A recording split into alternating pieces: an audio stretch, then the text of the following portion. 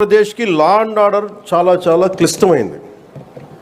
అలాగే భవిష్యత్తుని పదే పదే ఈ కూటమి ప్రభుత్వం దశాబ్దాలు ఎందుకు ఉండాలి అని అంటున్నానంటే, సుస్థిరత ప్రజలకు ఇవ్వాలన్న ఒక ఉద్దేశం తప్ప పదవుల్లో కూర్చొని దీన్ని ఎంజాయ్ చేయాలి లేదంటే దీన్ని ఆస్వాదించాలన్న ఎవరి కాంక్ష ఎవరికి లేదు.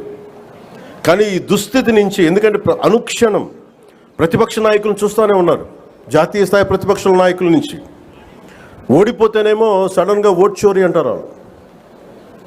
వాళ్ళు గెలిచినప్పుడేమో ఓట్ చోరీలు కనిపించే వాళ్ళకి.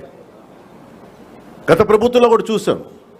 2019లో వాళ్ళు గెలిచినప్పుడు మేము ఎక్కడా మాట అనలా, ప్రజలు తీర్పు ఇచ్చారు, దాన్ని గౌరవించాం. 2024లో 151 సీట్లు కూటమి ప్రభుత్వానికి ఇచ్చి 164 కూటమి ప్రభుత్వానికి ఇస్తే సడన్గా వారికి ఏమనిపించిందంటే ఇది ఓట్ల గురించి మన ఓటింగ్ మెషిన్లో తప్పు అంటాం. అంటే గెలిచినప్పుడు ఒక న్యాయం, ఓడిపోయినప్పుడు ఇంకో న్యాయం. ఇది రాష్ట్రం, జాతీయ స్థాయి నుంచి రాష్ట్రం వరకు ఒకటే విధంగా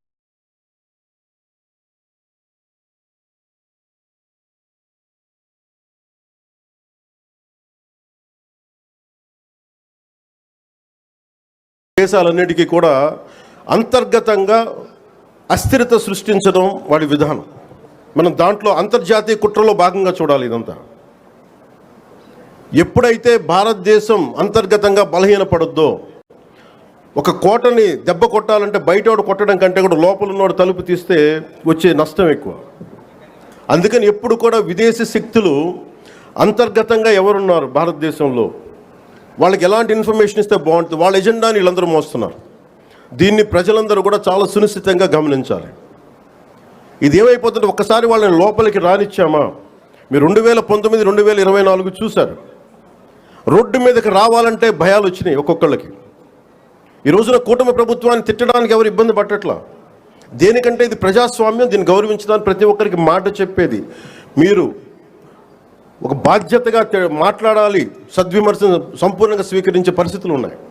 కానీ గత ప్రభుత్వంలో చూస్తే విమర్శ చేయడానికి భయపడేవాళ్ళు, పోలీస్ అధికారులు డ్యూటీ చేయడానికి భయపడేవాళ్ళు, అధికారులు ఎనీ సివిల్ డిపార్ట్మెంట్స్ ప్రతి ఒక్కరు కూడా భయపడేవాళ్ళు.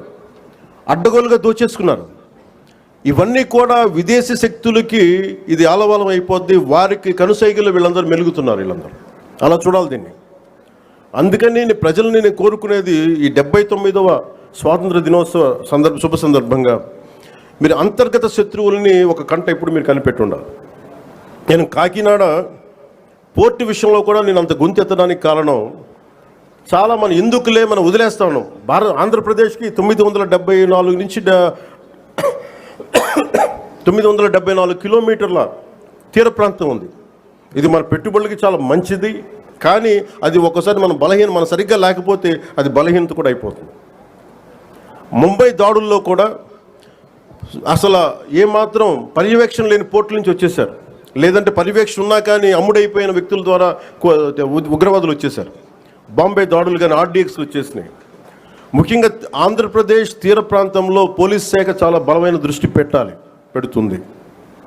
ఎందుకంటే నాకు ఇది కాకినాడ చాలా వల్నరబుల్గా అనిపిస్తుంది ఒకసారి ఈ పోర్టు చూస్తూ ఉంటే. కలెక్టర్ గారికి తెలుసు, SP గారికి తెలుసు, రాష్ట్ర DGP గారికి తెలుసు, ఇక్కడ విపరీతంగా డీజిల్ అక్రమ రవాణాలు జరుగుతూ ఉంటాయి. దీన్ని చాలా బలంగా ఎదుర్కోవాల్సిన అవసరం ఉంది. పోన్లే బియ్యమే కదా, డీజిలే కదా అని మనం వదిలేస్తే ఒకసారి దోపిడీ, ఒకసారి స్మగ్లింగ్ అలవాటైన వాళ్ళకి బయట నుంచి వెపన్స్ వచ్చే అవకాశాలు ఉంటాయి, బాంబులు తీసుకొచ్చే అవకాశాలు ఉంటాయి. వీటన్నిటినీ కూడా చాలా ఏమరపాటుగా ప్రతి ఒక్కళ్ళు ఉండాలి.